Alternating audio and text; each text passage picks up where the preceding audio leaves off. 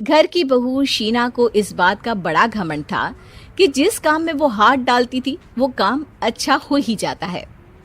शीना की हर बात में हाथ का इस्तेमाल जरूर होता था। एक दिन शीना का पति आकाश उससे कहता है, कल जो वो भिंडी बनाई थी ना तुमने, वाह वाह वाह वाह, मजे आ गए। मैंने अपने हाथों से बनाई थी। मेरे हाथों में वैसे भी जादू है, जिस चीज को छू लेती हूँ सोना बन जाती है। अब ये थोड़ा ज्यादा हो रहा है। मतलब अगर हर चीज को छू के सोना ही बना देती हो तुम, तो हमारे नाम के पीछे भी अंबानी लगा देते हम। चुप रहो, मुंह पे हाथ रख लो, कुछ भी बोलते रहते हो। शीना की सास बगिया से पूजा के लिए फूल चुन रही थी। सुंदर, अति सुंदर, कितने प्यारे गुलाब के फूल हैं। भगवान जी खुश हो जाएंगे। मैंने अपने हाथों से जो पौधा लगाया था, मेरे हाथों की कोई भी चीज बेकार नहीं जाती। हाँ बेटा, सही कह रही है। इसीलिए तो तुम्हारे पिताजी से मैंने अपने बेटे के लिए तुम्हारा हाथ मांगा था। और उन्होंने हाथों हाथ में मेरा हाथ आपकी बेटी के हाथ में दे भी दिया था। हाँ बेटा, वो तो है, पर मुझे ये बता, तू ये हर बात में हाथ क्यों बीच में लेकर आती है? माँ जी, पंडित जी ने हाथ मेरा देखकर नैनीताल में कहा था कि मेरे हाथ जगन्नाथ हैं, मेरे हाथों से कभी कोई काम नहीं बिगड़ेगा। तो मेरे हाथों की तारीफ तो मुझे करनी पड़ेगी ना। हाँ हाँ, ठीक ही कह रही हो वैसे। तो मिलाओ हाथ इसी बात पर। शीना को न सिर्फ इस बात पे गर्व था कि उसके हाथ से सब अच्छा होता है, बल्कि घर के सारे काम भी वो पहले अपने हाथ से करती, फिर कोई दूसरा उन कामों को कर पाता। एक दिन अरे घर में वॉशिंग मशीन है तो सही, खुद क्यों थक रही हो? कपड़े पहले मेरे हाथ से धुलेंगे, फिर वॉशिंग मशीन से। पहले हाथ की सफाई, फिर मशीन की धुलाई। अगर आज डाकू गब्बर सिंह होता ना, तो वो ये हाथ मुझे दे दे ठाकुर तुमसे जरूर कहता, और मैं तो दिलवा भी देता तुम्हारे हाथ। हर एक काम में हाथ बटाओ, ज्यादा जुबान न चलाओ, वरना दूंगी एक उल्टे हाथ से। क्या दोगी? कपड़े दूंगी, लो निचोड़ो। ऐसे ही एक दिन, अरे बहू, ये सोफे पर चढ़कर हाथ से पंखा क्यों घुमा रही हो? माँ जी, क्योंकि मेरे हाथ से घूमेगा तो ज्यादा अच्छे से हवा देगा। अरे बेटा, फिर तो तुम गाड़ी का पहिया भी हाथ से घुमा के मायके जाया करो।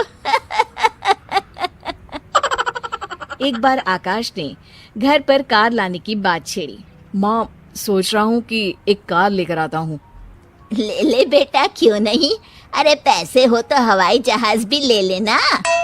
हाँ, पैसा तो हाथ का मेल है, ले लेते हैं। इस हाथ पैसे देंगी, उस हाथ कार ले लेंगी। मुझे तो लगता है कि बहू कार भी अपने हाथों से धक्का लगाकर घर लाएगी। वो तो नहीं करूंगी, लेकिन सबसे पहले स्टीयरिंग पर हाथ मैं ही लगाऊंगी, ताकि गाड़ी का आना शुभ हो। अरे घर ले आने तो दो, फिर हाथ लगा लेना। लेकिन शीना नहीं मानती। अगले दिन ही सब कार लेने जाते हैं। शीना सेल्समैन से कहती है, भैया ये कार बहुत पसंद है, पैक कर दो। अरे ओ भाग्यवान, 2 मीटर कपड़ा नहीं है जो पैक करवा ले, जरा चला कर तो देखने दो। यस सर, बिल्कुल, टेस्ट ड्राइव कीजिए ना। अरे नहीं नहीं, सबसे पहले मैं हाथ लगाऊंगी गाड़ी को, मेरे हाथ अच्छे हैं। अरे यार, हाथ तो मैं भी धोता ही हूँ, और आजकल तो सैनिटाइजर से भी धोता हूँ। मेरे काम में हाथ ना अड़ाओ। अरे टांग ना अड़ा होता है भाग्यवान, हाथ नहीं। शीना ड्राइविंग सीट पर बैठ जाती है और आकाश उसे गाड़ी के फंक्शन समझाता है। देखो शीना, ध्यान रखना, ये है स्टीयरिंग, इससे राइट लेफ्ट जाएंगे। ये है एक्सेलरेटर, इससे स्पीड कंट्रोल कर सकते हैं, और उसी के पास में है ब्रेक, जो तुम्हारी जुबान में शायद मिसिंग है। ठीक है, ज्यादा भी सिखाने की जरूरत नहीं है। मेरी माँ तो कहती है कि मैं अगर अपनी शुभ हाथ लगा दूं तो जग घूम जाए। तो ये स्टीयरिंग क्या चीज है?